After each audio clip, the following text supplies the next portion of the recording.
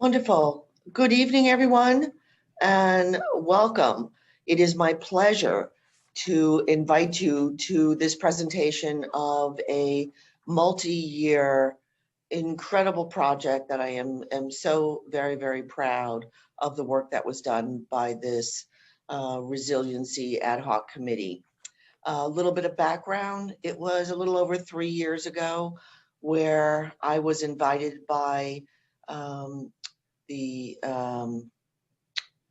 Union of Concerned Scientists, which is really an international group that is been doing a tremendous amount of work in climate change and resiliency.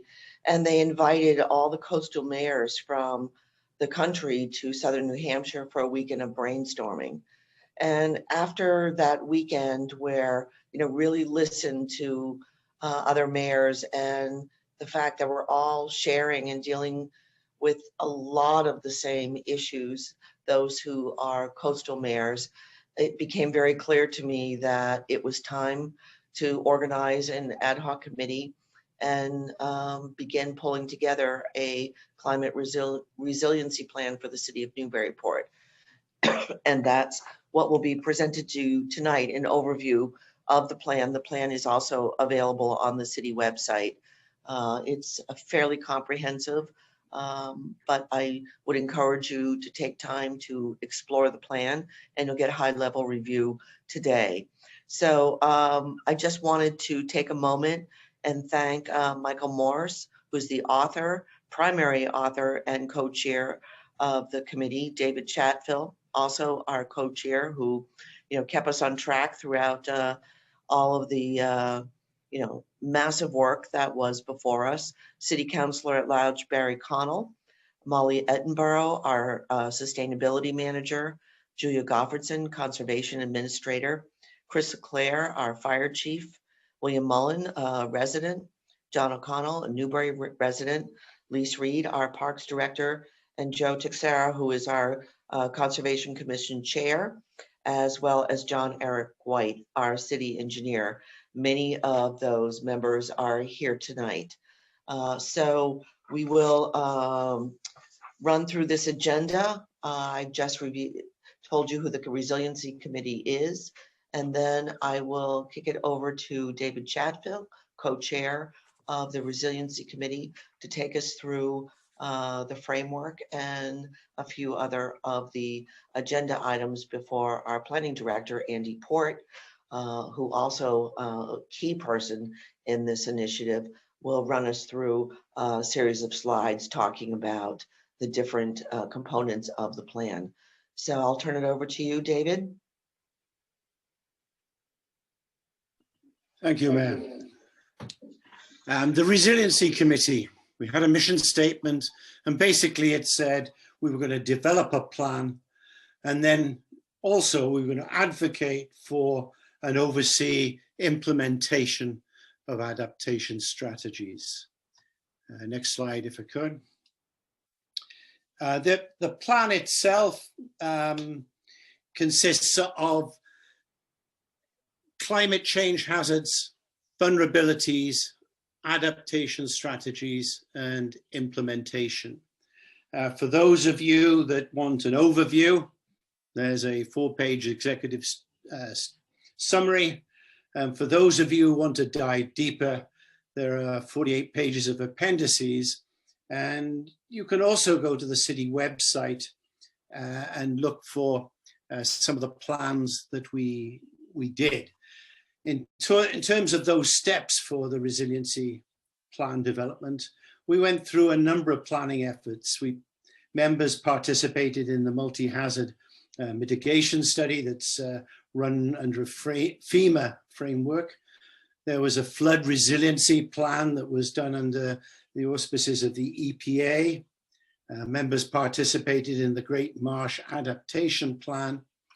And then specifically, the state was looking for a MVP process, a municipality vulnerability analysis, and that was done in Newburyport. And there were other studies, including participation by Harvard Public School, came and helped us look at community rating systems, etc. So we've got this implementation of adaptation strategies to do. Next slide.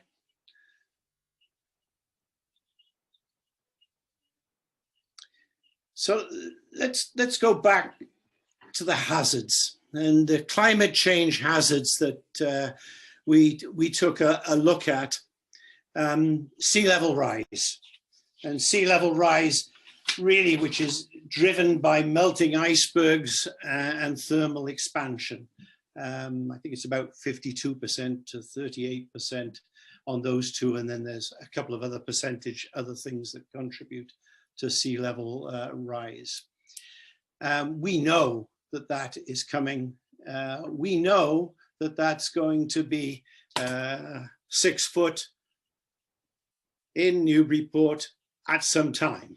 What we don't know is what that timeline is. So sea level is coming.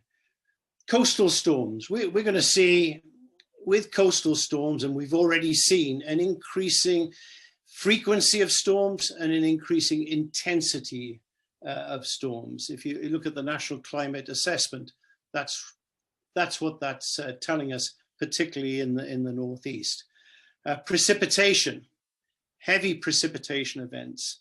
In fact, if you look at a period of say 50 years, we've actually gone up in this area of the Northeast, 71% increase in precipitation. So if you put storms and rain and sea level rise together, obviously flooding is a climate change hazard. We've seen that flooding is occurring over the years, and we can expect that flooding hazard to be there and increase. With the coastal storms, there's wind. We know that we're going to have more storms and therefore more wind hazards. Tornadoes, they're probably the only bright spark there. That the tornadoes do occur in our area, but they are at low frequency, and there's no real expectation of increases there. Weather extremes, and I think we've seen over the last 5 years, the weather extremes that have occurred with that meandering jet stream, where sometimes it's hot and sometimes it's cold. We're going to see drought, but we're also going to have heavy precipitation when it does come to us. We're going to have heat waves, and we're going to have cold snaps. And I think the Texas thing is a message. You know, in Texas, they're struggling to deal with the cold, just like we would struggle to deal with the heat. So we're going to get the heat, and maybe we should just swap around. So there's a variety of climate change hazards. We went into a little deeper than that. We added on, looking at the change in temperatures and therefore insects and how they would change, making us look as if it were at least 2 states different over the next couple of decades, and consequent change in insects. And we even looked at some of the other impacts like CSOs.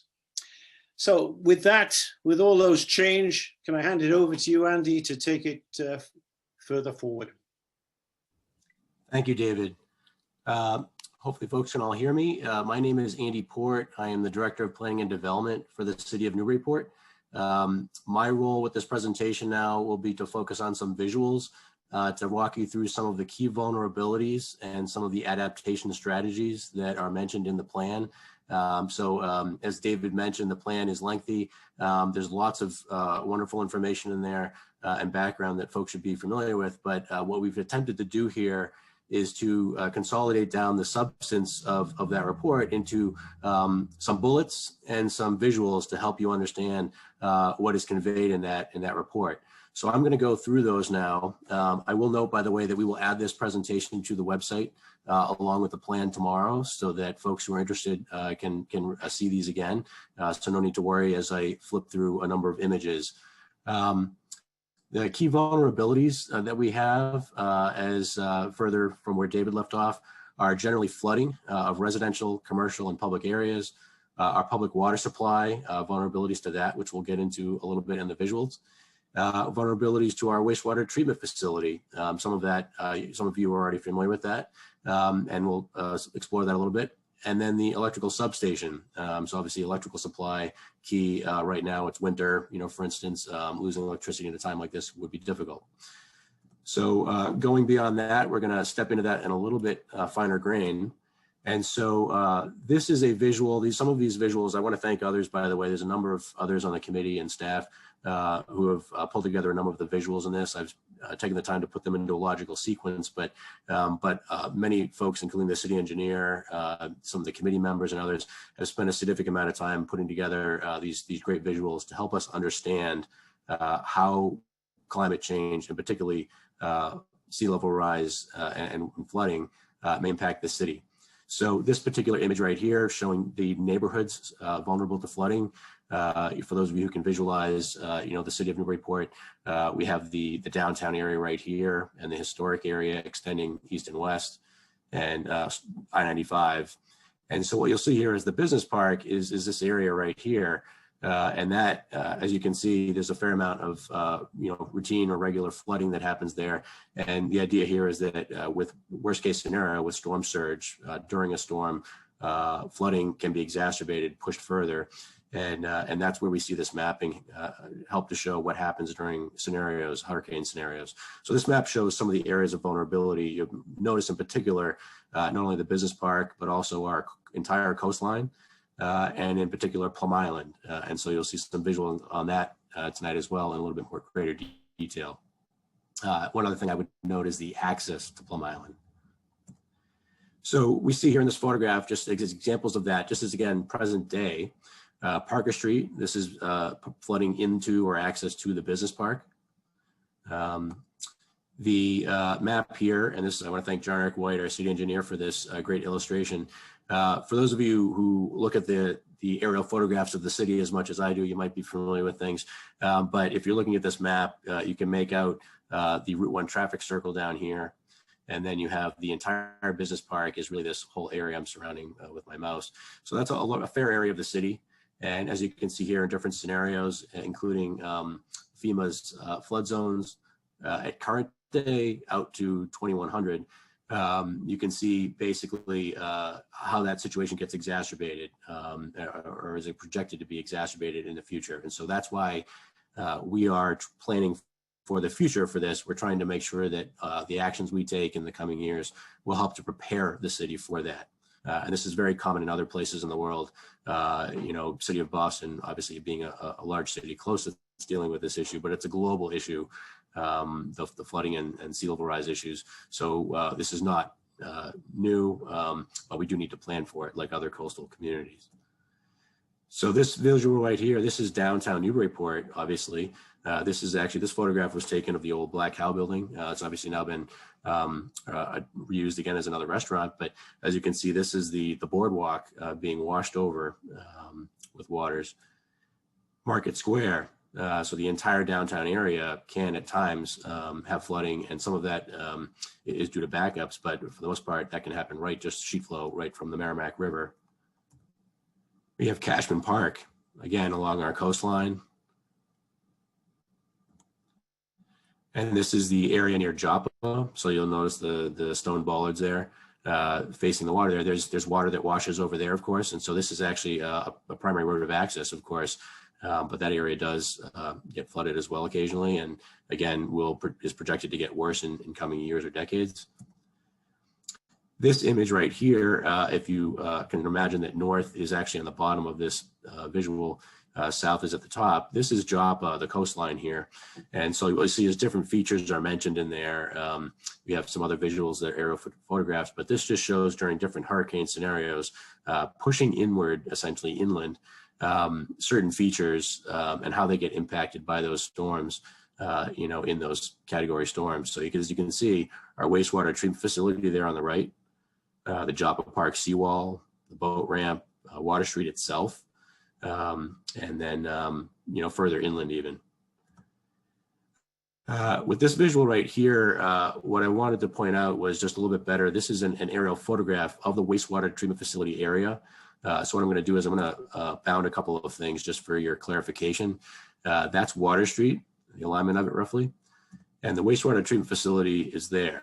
And so as we think about infrastructure that we have that's very important, the wastewater treatment facility is perhaps our most vulnerable piece of infrastructure right now as a result of projected climate change and sea level rise.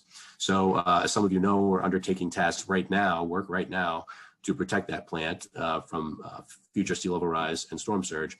But this map just helps to illustrate, looking at several different time sequences. As time goes forward, the hazards and the probability of inundation of that treatment plant become more severe. And so that is why we're planning for that with, as you'll see in some visuals further on, why we're planning for the protection of that plant. Projected sea level rise at Plum Island, again, along the coastline. So there's another visual here just showing projecting inland what happens during various different mean high waters, that's the MHW, plus the sea level rise scenario. So this is, stepping out from 2050 to 2070 to 2100. And as you can see, the waters move progressively inland. And so that's why there's a vulnerability. It's not one area of Plum Island, it is extensive. And that's something that these visuals help us to all understand. The current erosion that's happening on the dune, by the way, is approximately there, just for folks who want to visualize that. Projected sea level rise in the access to Plum Island. So this is the Turnpike. The Plum Island Turnpike, I won't go through this visual in great detail because you can see the same color coding, but this visual helps to show that the access itself to Plum Island will be progressively more difficult to manage because of the frequency of storms and their intensity. This visual I want to credit to Horsley Witten, who has been working on the Plum Island MVP study.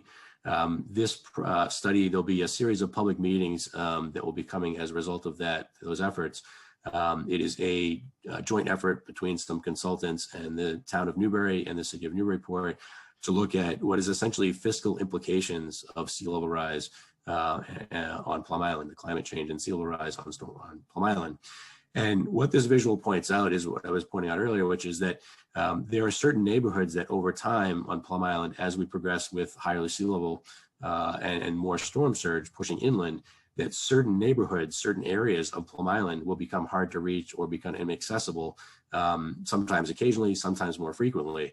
And so we need to look at this comprehensively and recognize that it isn't just the access point, it isn't just the center, it isn't just up at the North Point or on Reservation Terrace. It is a network of streets out there, relatively low lying near the ocean. And so there's different ways that water can move inland. And so I would urge you all to follow the process that will be unfolding the coming weeks or months with that study and the public meetings that will be about that.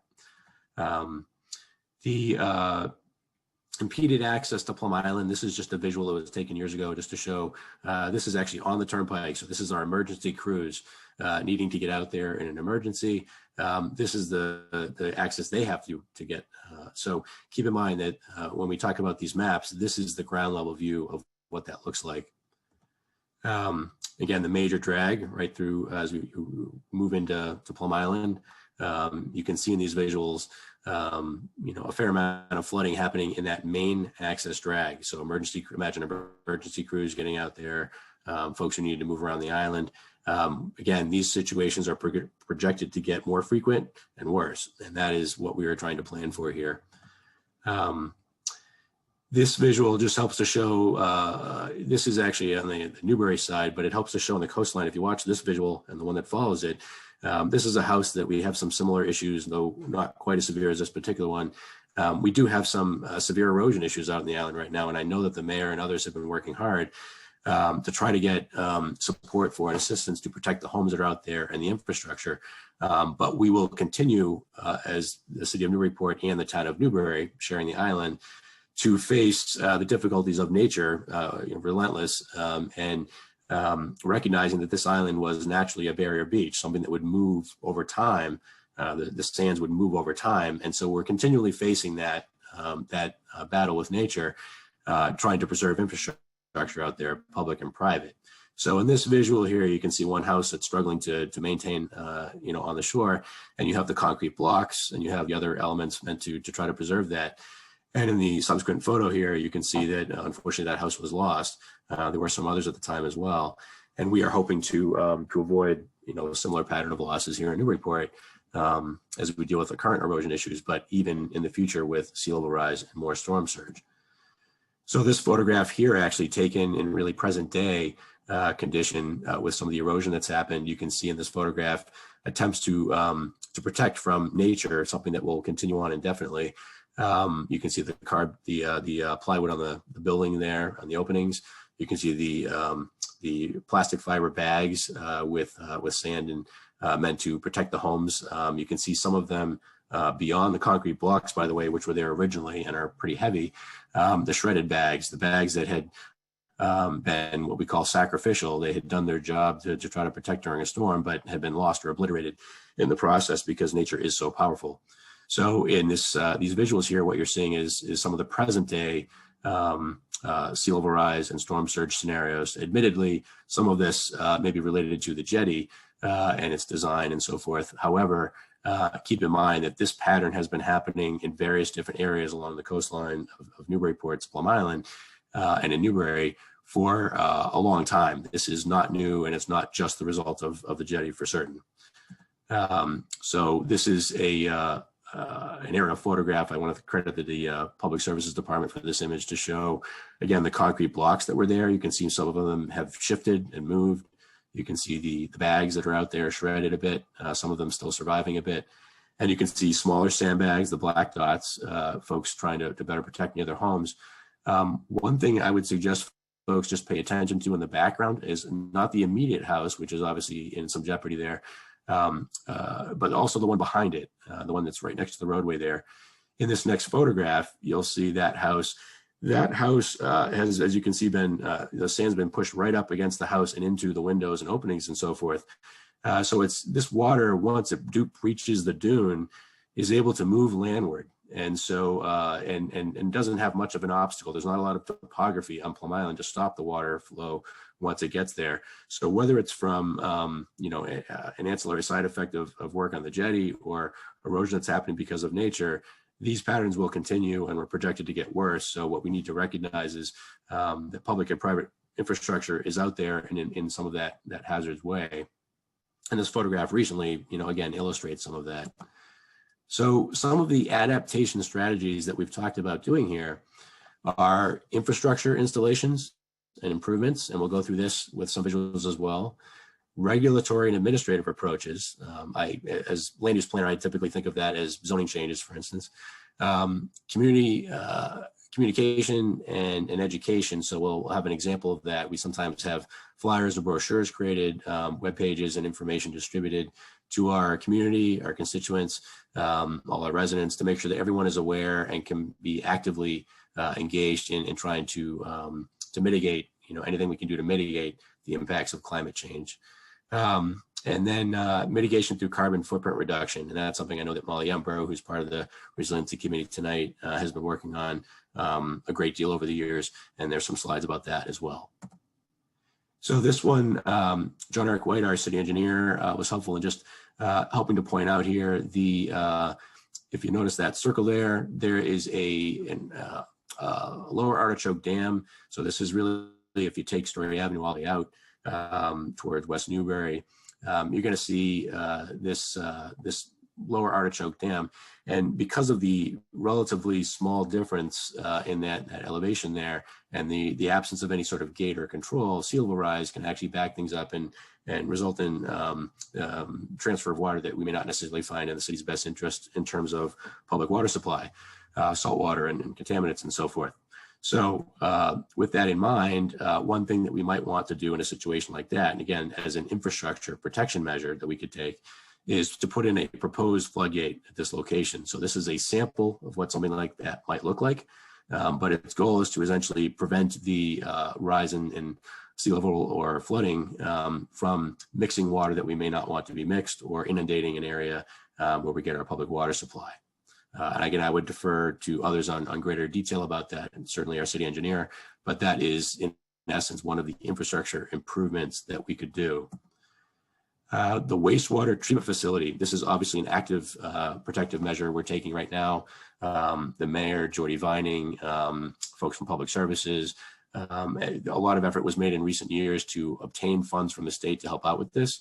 And so the recent, relatively recent, couple of years back, multi-million-dollar investments in the treatment plant need to be protected. So we're looking at that shoreline in this photograph here next to the treatment plant.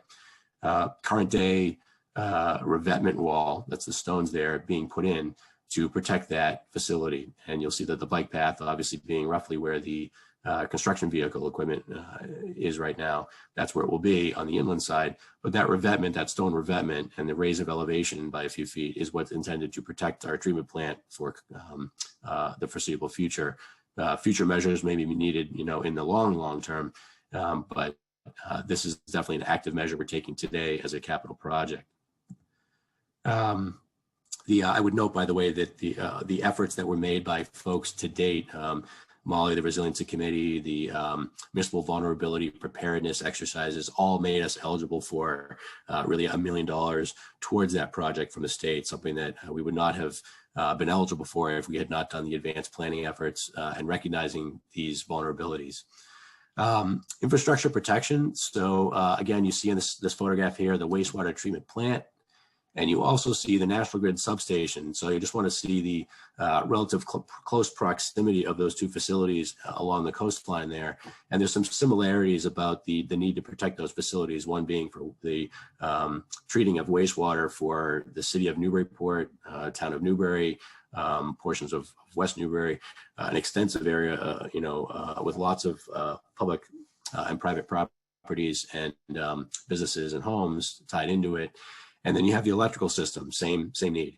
So for that area there, this photograph just blowing in to that area shows, if you look at the top right corner of the screen, you'll see the electrical substation equipment. You can see our bike path towards the bottom there, looping around, our bike path going through there through the easement. And then you can see the stone revetment work that they had done. Admittedly, this project is not the longest term scenario. They will need to do some additional improvements. But as you can see, there's some improvements that they have done and we'll probably need to do more of in the coming years to protect that plant in the future, similar to what we are doing at our treatment plant. And so in this next photograph, this is not the substation facility, but it's an example of the type of structures that are sometimes put around electrical substations or facilities like that to protect them. So what you'll see here is essentially a wall type structure. It's a sort of a retaining wall, fence-like structure. However, the gates that provide access can be temporarily filled with barriers that are placed prior to storm events. So this provides access for equipment that need to get them in and out, vehicles, but for the most part, there is essentially a protective wall above any revetment walls. So this is one scenario that we may see National Grid look into in the future to protect that plant or that facility. Now I'm just going to take a moment to show a couple of slides about development patterns. This is really focused primarily on Plum Island. There are other areas of the city that are vulnerable due to their proximity to the coastline. But one of the, as land use planner, chief land use planner for the city, this one touches a number of the permits that I've seen over the years on Plum Island, recent permitting and expansions and so forth there. And what you'll see from the slides you just saw and these images you're seeing now is the contrast between what I would show as further growth, and you'll see that through these images, some further growth on the island happening while we're also dealing with some erosion currently, but also, as the main point of this presentation is, changes that will be happening that are larger than Newburyport, larger than we can affect any direct change to. We can mitigate the impacts of climate change, but and we can certainly reduce, for instance, our greenhouse gas emissions, the global picture, but we will have to adapt and recognize that some of these changes, sea level rise and storm surge are going to happen. So the reason I mentioned that is because with these next slides, you're going to be seeing continual growth on the island is sometimes at odds with the concerns we express about the vulnerability of those same homes that are on the island. So in this image right here, this was maybe a year or two ago, a development was making reference to a developer or attorney during permitting on the island was making reference to this property and suggesting that this might be an example of an expansion on the island that was not detrimental to the island, not detrimental to the purposes of the island with zoning, which is largely to mitigate or reduce impacts from development and growth, if you will. So that seems like a contradiction to me, I guess, as planning director. So just to show you a visual of the types of homes that folks are building, there are some small cottages and were historically on the island, but we're seeing larger expansions now on the island. And so that puts some of that public and private infrastructure in hazard's way. So in this image right here, there's just be, I think, 2 more of these. You'll see it on the left side for comparison, the original house that was being looked at for redevelopment, and then the proposed house, and these are all essentially approved projects. Notably, the house there on the right there, the proposed house, is raising the structure out of the hazard's way. That's arguably a good thing. It doesn't necessarily deal with the fact that the house is still on an island that might have access issues, but it does raise the house, the habitable area at least, out of the hazard zone. And so that's something that I think generally is a pattern of supporting that sort of effort. The one thing I would note, and the reason I call out these examples, is just because the size of those homes, the number of bedrooms or the square footage, and the expectations, whether it's a rental house or a full-time resident, the expectation that folks are going to be living out there more folks, longer periods of time or throughout the year. While we know that sea level rise and hazards are going to be increasing, that's the reason for just keeping note about the size increases in some of these projects. So again, on the left side, you'll see the existing small shack or structure that was there, and ultimately what was going to be approved on the other side. It's a little hard to make out, but there's on the upper image on the right, there is a ramp for vehicles to access a garage in the raised structure. And then you can see the 2-level structure, windows, and doors for comparison. You can get a sense of the order of magnitude or size of a structure being placed out there in lieu of what's there today. So beyond regulatory changes, we have community education, and that's obviously what we're doing tonight. We're making an effort to make sure that the community as a large understands what this plan shows, what the vulnerabilities and strategies are that we need to take into account. This presentation is a way of sort of encapsulating some of that for a quick digestion. But if folks want to see that information on the website, it's obviously there. This is an example of something we might do to get, say, a flyer out or an email blast out to some of the folks who subscribe to the city's newsletters and so forth. Get it out via social media to let people know that in this scenario, this was discussing how to keep Plum Island beautiful. And it was sort of thinking about the types of things to keep in mind, whether you're going to have an impact and how you can minimize your impacts. So we've done a couple of these flyers before, but this is an example of sort of a quick infographic that we can send out there to let folks know that aren't, attending this meeting. We have 70 or so folks attending this evening, but to let a broader number of folks understand the priorities expressed in this plan and what we can do, and to make sure that the whole community is engaged in mitigating the impacts of climate change. So carbon footprint reduction, the next series of slides is really just about the comparison between, as a community, both individually as members, but also collectively as a community, we emit greenhouse gases. And so this chart, I want to thank Molly Ember for, it shows some of the distribution of where that's coming from. I won't go into it in great detail. I'll let the numbers sort of speak for themselves, but you get a sense of the total metric tons equivalent that we're generating and where some of that actually comes from. Obviously, we hear a lot, or have heard in recent years and decades, about transportation being a source of greenhouse gases. There's the homes, there's use of electricity, and then there's some other miscellaneous items in there. So one of the things that I know that the mayor and Molly have been working on in recent years is where we source and purchase our energy from. And this is, in essence, trying to ensure that when we are drawing energy, we're pulling it from renewable sources. So in this scenario, you can see 2 scenarios: the water and sewer department, where they're sourcing some of their electricity in terms of billing, the school department from a facility in Western Mass. And even if we can't locate the facilities here in Newburyport, to be able to pull from renewable energy sources helps Newburyport to be a net zero or closer to a net zero community. So that's, I want to applaud them for all the efforts that have been made in that regard. This is the solar installation at the Knockmullen School. And there's also energy efficiencies that have been put into capital projects we've been making on municipal facilities. But this shows that we can also generate our own electricity on the roof, obviously. And there are other places where folks, this happens to be at Endicott College, but at places where large surface parking lots can be covered with canopies that generate electricity, but also provide shade for cars and prevent snow piles and so forth. So, so there's benefits to doing this. There's initial investment for some of those improvements, but I think if we look at both our public lots and the private sector lots, there is certainly extensive shopping areas in Story Avenue area. The more we have of these solar canopies, the more we reduce our impact because we're generating our electricity from renewable sources.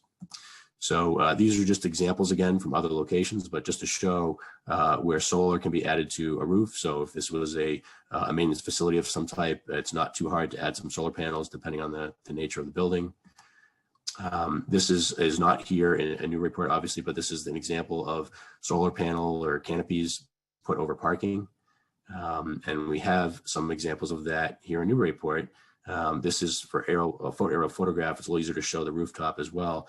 On the right, what you're seeing here is the Hillside Center for Sustainability. It's a redevelopment scheme that's largely based or entirely based on the idea of trying to be sustainable in terms of the homes and the footprint. And so what you're seeing here is on the left side, the homes, the units they're attached there have solar panels on the roof. And then on the left side, what you're seeing, those large blocks are the solar panels above the parking spots. Again, taking advantage of every available or reasonably available space to generate solar energy to offset what would be used in electricity for the facilities that are being built. So I want to applaud David Hall and those folks for doing that. I think those types of projects should be encouraged more in the future. This is for carbon footprint reduction. This is solar panel installations. This happens both at homes and businesses. Two that are shown here at Brown Square, a small business. You can see a panel being installed there up on the roof. And you can see the rooftop at the Tannery Marketplace, similar to the Knockmullen School.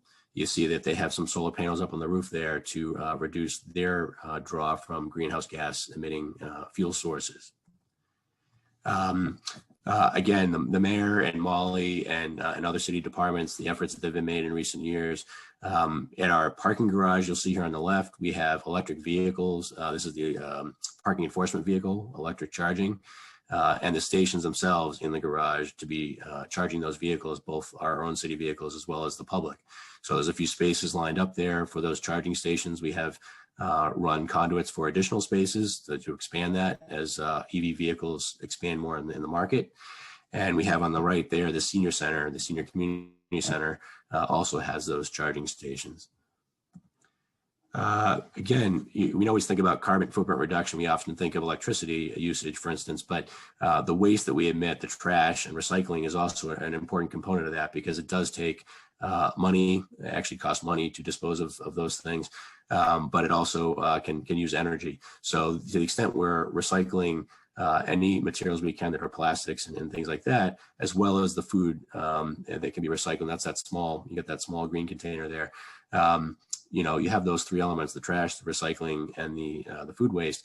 Anything we can do to reuse those materials and put them back in the cycle again saves energy. So that's the Zero Waste Initiative. And I think Molly's best capable of speaking to that. She's part of our panelists tonight, but that is something that's also relevant for reducing our impact on greenhouse gases, which is really in large part the source of the notable source of climate change that we're trying to deflect.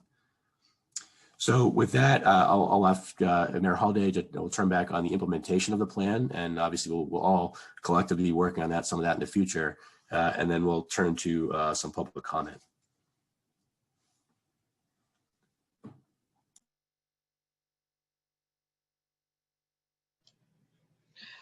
Thank you, Andy. Nice job of going over all of those slides and a lot of information, but we really tried to emphasize the visuals to really hit home in terms of what we're, looking at as a community and the work that needs to be done. So it really is important for us to focus on climate change and resiliency. There is a tremendous amount of work to do, but I think a lot of of this began with Molly's work with us becoming a green community, and then her energy advisory group, this ad hoc group, and there are other organizations like ACES that is working with our students. There's, clubs at the high school. So there really is I think a lot of interest and work that's happening across the city. It's really important that it involves all city departments. We're looking at net zero buildings, and when we have to develop new capital projects, ensuring that we're doing as much green initiatives as well as sustainable work. And we have also been very, very successful, number one, through the Green Communities Act, but also through becoming an MVP that David mentioned early on, the Municipal Vulnerabilities Preparedness Program.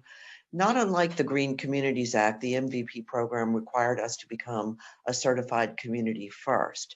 And so we had a lot of work to do, just in terms of identifying our hazards and putting initial plans together, and then being accepted as an MVP community.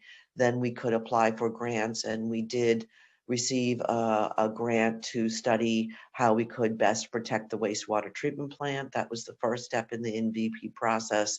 And then we were able to apply for an action grant, which Andy mentioned. We received $1 million grant, which was really significant for us to protect our $34 million investment in the wastewater treatment facility.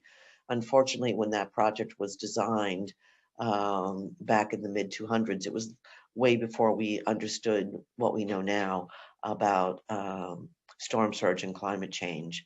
And I also would be remiss if I didn't mention the great work that the storm surge has been doing, particularly bringing experts into our community and educating us on a variety of topical areas relating to storm surge and climate change. So these are really important efforts to continue with grant funding.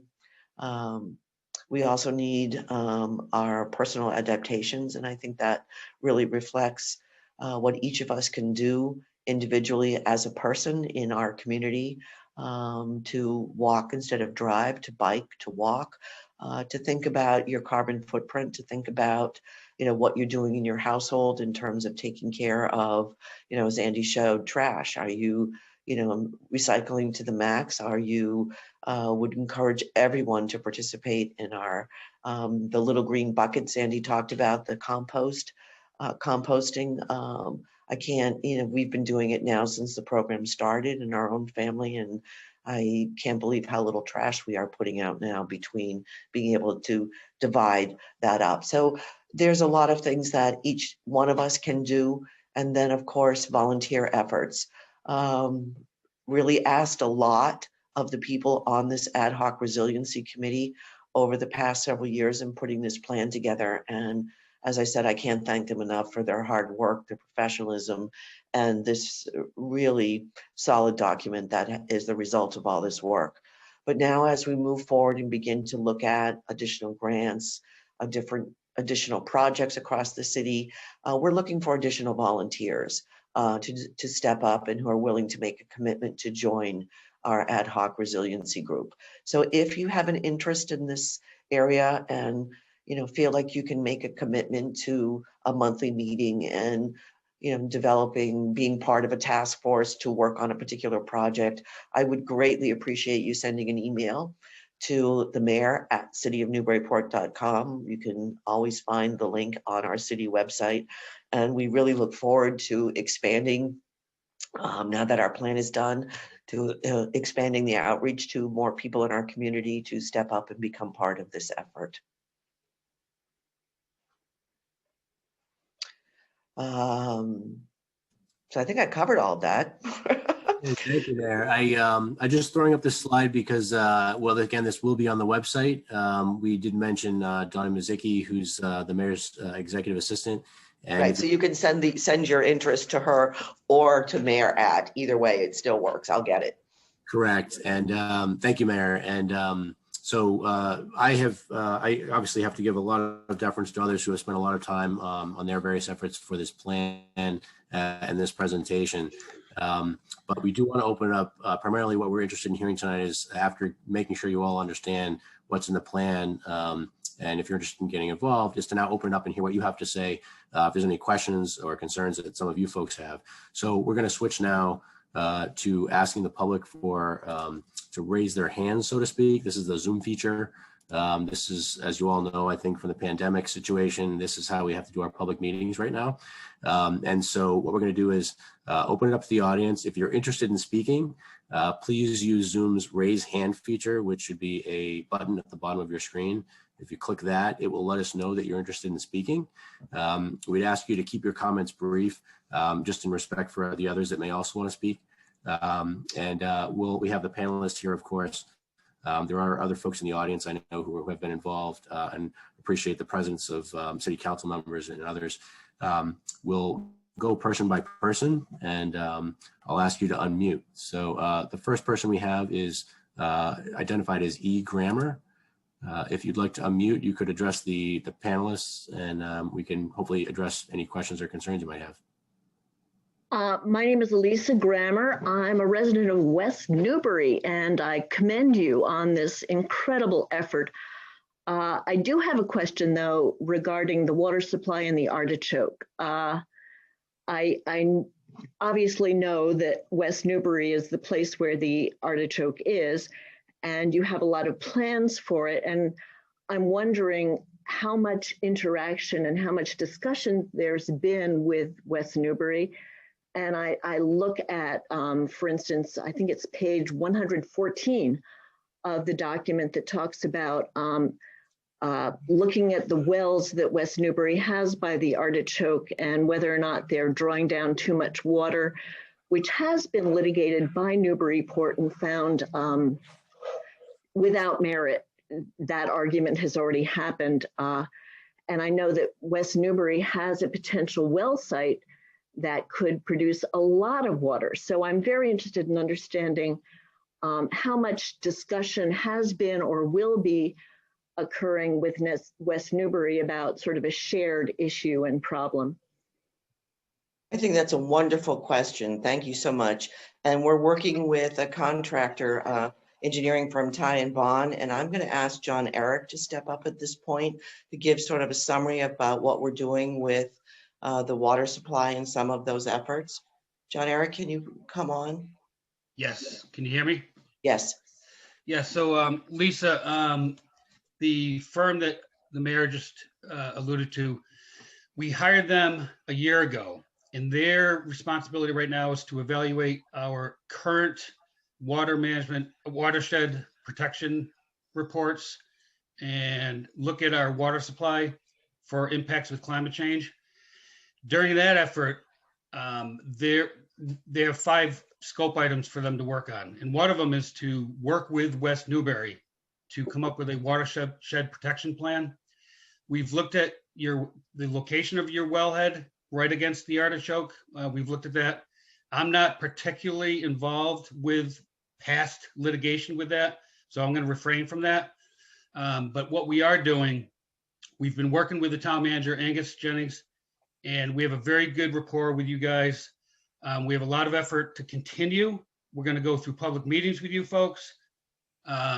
It's a shared duty to keep the watershed clean. We have a lot of ideas. I can go on and on and on. And right now, the number one effort is getting a new raw water line from Indian Hill Reservoir down to our pump station. That's the biggest capital improvement project that we're anticipating to come out of that. The other one is raising the dam. That's in your half of it's in your town.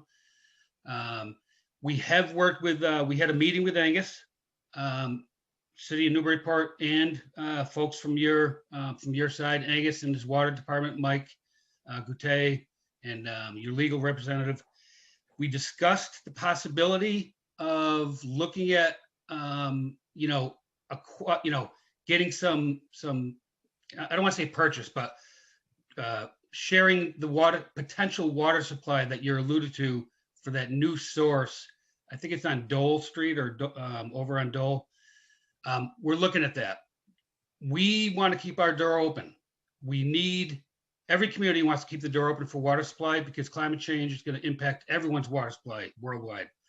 So that's a long-term effort amongst yourselves and in combination with us, because our city does provide you with a small percentage of your water supply.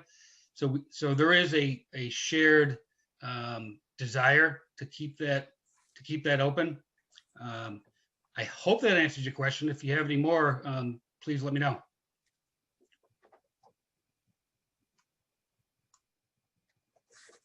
Hey, thanks for the question. Next person that we have that's raised a hand is Vernon Ellis.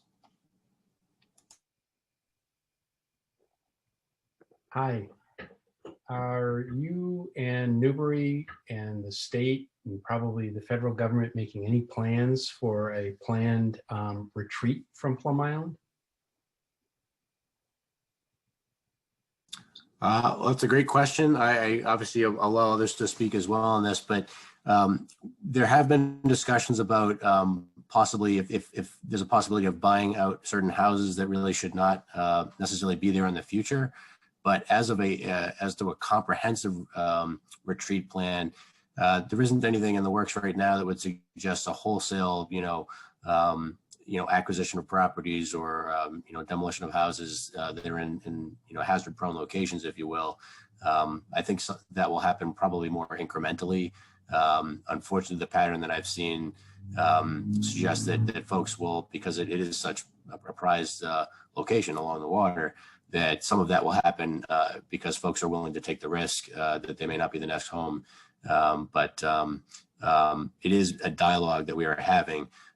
Whether or not folks that have properties are interested or willing to go along with a retreat style approach, that is difficult, frankly. I think from what I have seen, and this is not just for Newburyport, it is difficult for folks who have invested in coastline properties, for instance, who have great views potentially from those locations, to give that up and sort of walk away from that. However, the risks are real, and it's a valid question to ask. I can't say that there's a comprehensive plan for a retreat at this point. The area that I am focused on at this point in terms of trying to make some regulatory changes or changes in permitting is to at least reduce or stop the amount of growth that's happening in those hazard-prone areas. So while that's not necessarily a retreat in the truest sense, it is at least curbing the potential risks, if you will. I don't know if anyone else wants to speak to that. I'll jump in, Andy, at this point. Vernon, you know all too well about the risks of having previously owned a home on Plum Island. So given the storm of February 1st, and as you know, we've been struggling with the state for many, many years since the redesign of the jetty, and the fact that the state owns the beach along Reservation Terrace up, through the North Point parking lot. And we've been having really real conversations at this point about homes that are at great risk and whether or not there can be a buyout or other mitigation. One of the things that FEMA requires is our all hazardous plan has to be up to date, and that expires the end of May. So we're having active conversations about how we can still stay in line for this program with FEMA and Julia Godfredson, as you know, our conservation administrator, will be working diligently over the next many weeks to try and get up to speed with this very complex program with FEMA. But we have to have, I think, every tool available to us in terms of helping homeowners and protecting our infrastructure out there. And this is one that I'm hoping that we will be able to, offer as an option to homeowners as we go forward. Important question, Vernon. Thank you. Thank you, Mayor. Peter Fitzsimmons, if you'd like to speak.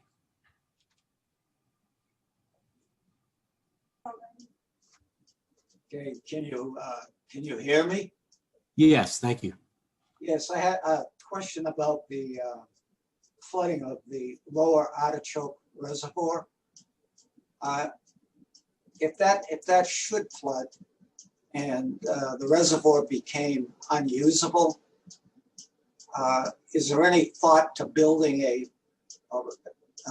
putting in a pipeline directly to the upper Artichoke or Indian Hill from the pump station, sort of bypass of the lower Artichoke, so that you'd have access to clean water? Yeah, it's a great question. I think John Eric, is our city engineer, is best able to speak to that. And I know it's an issue that he and our water treatment plant supervisor are looking into in great detail right now, with, like the mayor said, with tie and bond. John Eric, do you want to speak to that? Absolutely. So right now I'm answering these questions, but it's a collaborative effort with the water treatment plant operator, Tom Kuzik. In general, right now it's in the design phase, Mr. Fitzsimmons. So Tie and Bond has put together conceptual layouts for, I think we have 6 or 7 different routes from Indian Hill Reservoir down to the pump station on Route 113. The majority, half of them go cross country, the other half on the road. There's pros and cons of all of them. We think our final proposal will be via the road for a lot of reasons. However, that'll require a pump station. The cross country will require, that'll be via gravity, but we have issues with that. So we are looking at that. It's a great idea, great question. And what that does is it serves exactly the purpose you said. When the lower and upper artichokes are not being able to be used, whether it's an algae bloom or a breach of the dam, we can keep that tap going. On that note, Mr. Fitzsimmons, I also want to let you know we're currently in the permitting phase with the Conservation Commission in West Newbury. The lower Artichoke Dam is primarily the majority of the dam. The majority of the spillway is in West Newbury. We've designed a foundation to prepare for us to install the equivalent of sandbags. We could do aqua dams, which is a trademark, not to call them out, or the large sacks. The reason for that is that'll give us the ability, if we get a storm this hurricane season, we can at least get the foundation in so that Tom's crews can install sandbags. So yes, we have a proposed water line from Indian Hill, and 2, we do have an emergency plan right now to put up sandbags at the reservoir. Okay, thank you. You're welcome. Thank you, John Eric. Do we have anyone else who'd like to ask any questions this evening or speak? Looks like we do. Kate Murray. My question has to do with whether there are any discussions underway regarding zoning changes that might be needed to respond to these sea level rise projections, particularly, for example, development along the Merrimack River, Waterfront West. Should we be reducing or even prohibiting new structures and hardscape in vulnerable areas within Newburyport? Well, thank you. As planning director, I'm probably the best person to speak to that. Thank you for asking that question. There's definitely a tie in there. There is actually at the next city council meeting, there has been submitted and will be, I assume, referred to committee for review, a draft zoning change for Plum Island, one area that has a particular hazard in sea level rise and storm surge and flooding. Because that area really stands out in the city of Newburyport as a particular vulnerability. The idea with that zoning change in a nutshell, and I do want to thank Councilor Connell for sponsoring that to at least get that in the docket to committee for consideration. That change would effectively send a stronger message to the Zoning Board of Appeals, which is typically the board looking at permits and modifications on the island, that aren't essentially completely as of right. And the idea behind that zoning change is it would call for not any expansion in really the square footage of homes, not new additional bedrooms, not new sprawling footprints of those structures in the future, given that all of those would exacerbate the conditions we have today with flooding, with damaging the dunes, or additional demand on a vulnerable sewer and water system out there. So that being the case, that we are mobilizing for at least the council's consideration of a zoning change that would address some of that on Plum Island. The other areas of the city that you mentioned, they are equally, I'd say Plum Island certainly has the strongest risk from what I can see of the maps. The coastline has a similar issue. And you mentioned Waterfront West. I know Waterfront West during the last couple of years when that was discussed for rezoning, we did talk about sea level rise, and I want to thank the Resiliency Committee and some others for focusing on that issue with the planning board and my office, we did get some plans that were discussed with the development team from a new development in that scenario. And there was discussion about essentially raising any of the development, the infrastructure, the public infrastructure there, the private infrastructure out of the hazard zone, meaning raising it elevation wise. That doesn't answer, completely all the questions about that, but that has been discussed in that context for Waterfront West, recognizing that it needs to be addressed as part of any redevelopment of that property. It's fairly unlikely we're going to be picking up and moving our historic downtown.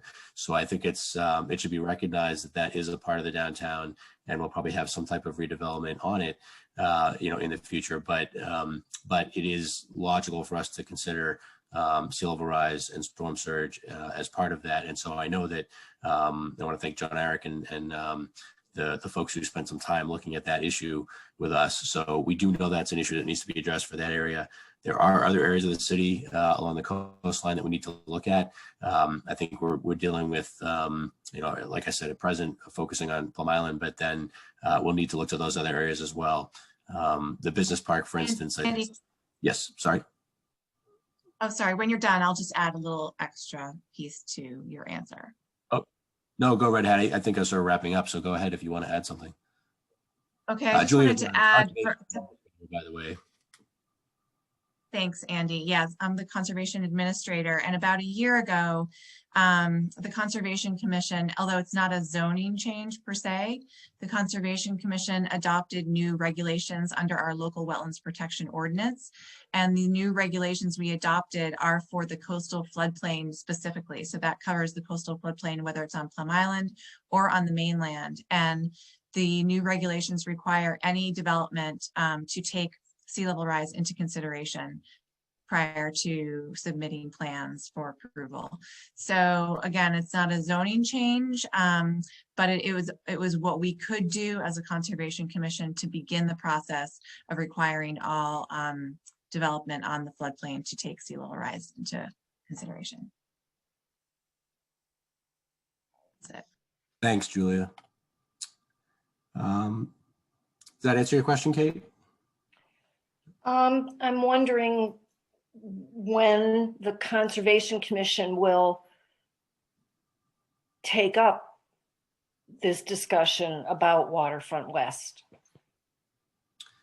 I would not envision this calendar year there being a heavy discussion of that matter, only because we don't have any pressing development scheme that's being brought forward for that.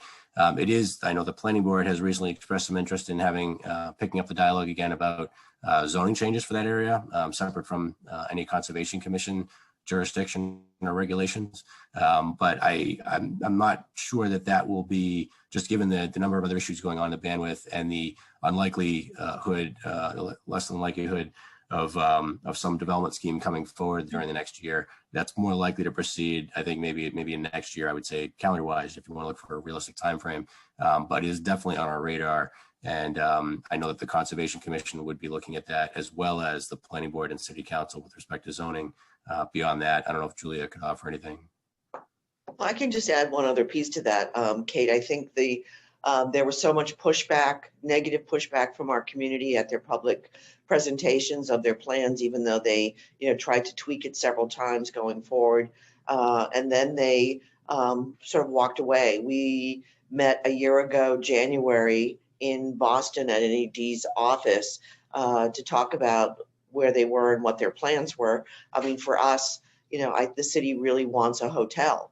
And they're, obviously that's, the least of their priorities for that site, even though they know they have to put one there if they're going to develop there.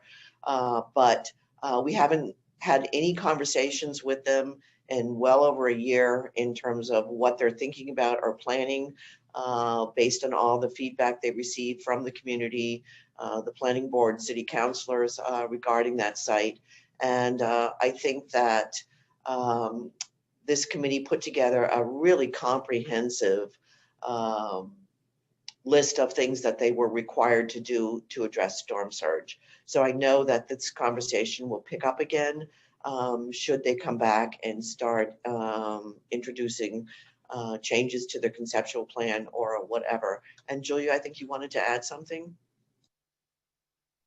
Oh, no, Mayor, you and Andy both covered it. Thank you. But again, it will come before the Conservation Commission eventually when they finally submit their development plans, just as it will go before the planning board and zoning as well. We just haven't reached that point yet. So thank you. Andy, I have a suggestion or a comment, if it's okay. So Andy, for Kate, one additional answer for her. I don't know if during the meetings that the mayor alluded to, our resiliency committee put together the subcommittee. Remember that? Yeah, that's right. I was going to say the same. Yep. Yeah. So I think this is appropriate to bring this up. Yeah. So Kate, we created a subcommittee, and do you have the slide? Is this okay, Andy? Do you have the slide for that? Sure, go ahead. I'll pull it up. Yeah, and that's the so on the second page, Andy, with the subcommittee members. I'm not bringing this up to pat us on the back. I just want people to know that this group, it's made up of engineers, and Mike Morris is extremely knowledgeable with many things related to storm surge. So it's myself, Diane Gagnon, the assistant engineer, John O'Connell, another engineer, Bill Mullen, hydraulic engineer, and Mike Morris. So what we came up with was we determined that a reasonable sea level rise height for the Waterfront West should be 6 feet. And what that's based on, if you go to the next page, our logic, next page, one more page. Yeah, right there. So our main logic was to use FEMA and add sea level rise to it. And the reason for that is FEMA is always changing their base flood elevation. So rather than have us tell a developer an exact number right now, we figured as projects go on, Waterfront West, we did give them a number, yes, but it's today's FEMA plus 6 feet. But this also could apply for other properties. So we use FEMA base flood elevation, and that is 12 and 13. If you go to the next page, 12 and 13 for, you can stay on this page, Andy. 12 and 13 for the Waterfront West, plus 6, puts their first floor at 18 and 19 feet. Now, we presented that to them. They came back with a redesign, and if I'm not mistaken, everyone on the panel, if I'm not mistaken, they were willing to work with it. I had some issues with details of that. I'm always one that wants more, but in general, I felt like I wanted people to know that we did recommend that they should use a 6 foot sea level rise in their design. Yeah, thank you, John Eric, very much for that reference and overview of that discussion and the important role that the Resiliency Committee took in looking at that in greater detail, again, rather than just looking at the developer's consulting opinion, on how to address those issues. The one additional note I would make about that, to add the great background that John Eric provided, was just that when the development scheme, when the developer had agreed to use that, as the baseline, if you will, that seemed a reasonable approach. That really raised the habitable spaces, if you will, out of the hazard zones. The one area that was still up for some debate in how that would be addressed and what the impacts would be long term is parking areas that would be potentially inundated by water, not habitable spaces, of course, but periodically inundated by water based on the frequency of storms and their intensity. So despite raising elevations or putting walls and so forth. So at any rate, I know in that scenario, even if the habitable spaces, commercial and residential, are raised out of the hazard zone, there still may be some discussion or debate about what impact parking areas can take and how frequently that they may be inundated based on future scenarios. Okay, so stay tuned, right?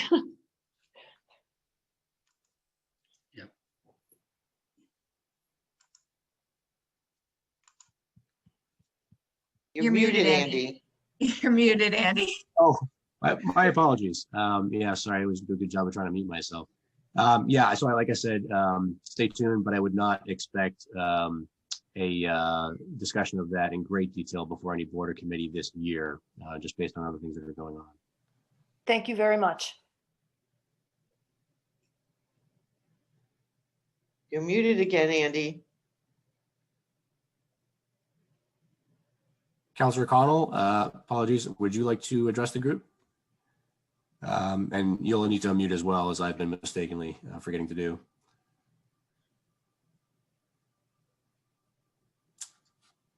Can you hear me now? We Yes. can, thank you. Oh, good, thanks. Yeah, I don't know how many people, because my screen doesn't display how many people are listening to this conversation right now. But I appreciate the fact that 62. 62. So there is a lot of interest here, and that's encouraging. The somewhat daunting problem we face from a council perspective, and I'm just speaking for myself as one, and I'm not speaking for the entire council, is that at some point we have to establish some priorities in terms of which of our public infrastructures do we spend money on protecting and hardening against sea level rise and the impacts of climate change? Which do we harden up and expend money to protect first, second, third, etc.? And clearly we've taken a step with the assistance of some outside funding agencies to harden up our wastewater treatment plant. That's a no-brainer. However, our water treatment facility, although it's not widely known or very visible to people because it's not in the downtown area, is also problematic. What is next? Is that next? Is the next step to try to prevent the surge of water up into our industrial zone in the Dexter Park, where there are a lot of jobs, about 2,000 jobs out there? Should that be next? Should we instead focus on the downtown and putting check valves in the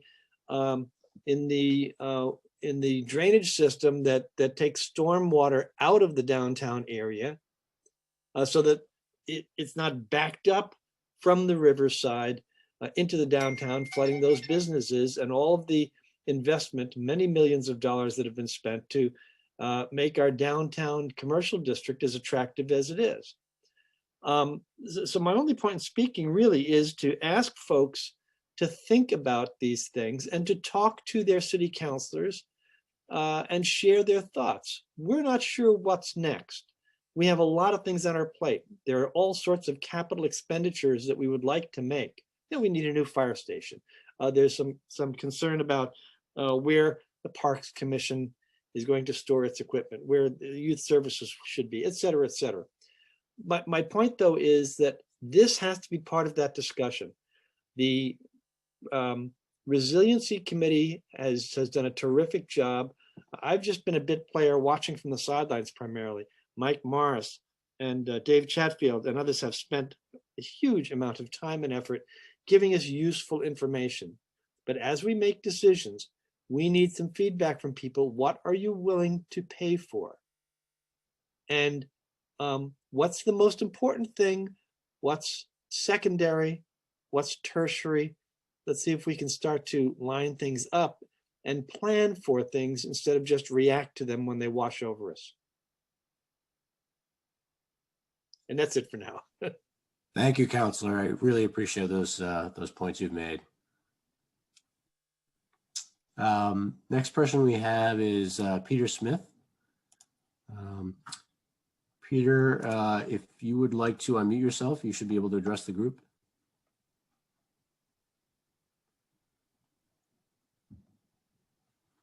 Give a moment to see if you can, I'm not sure if you're having an audio issue on your end.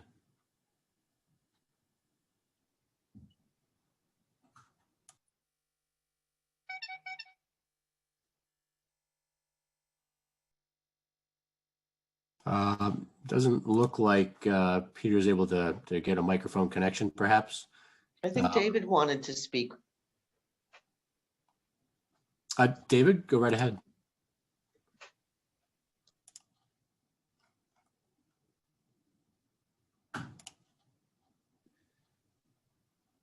Yes, one thing that I'd like to talk about and build on what Barry has spoken about is this is a presentation on the overall, an overview of the problems and some of the implementation that's being done.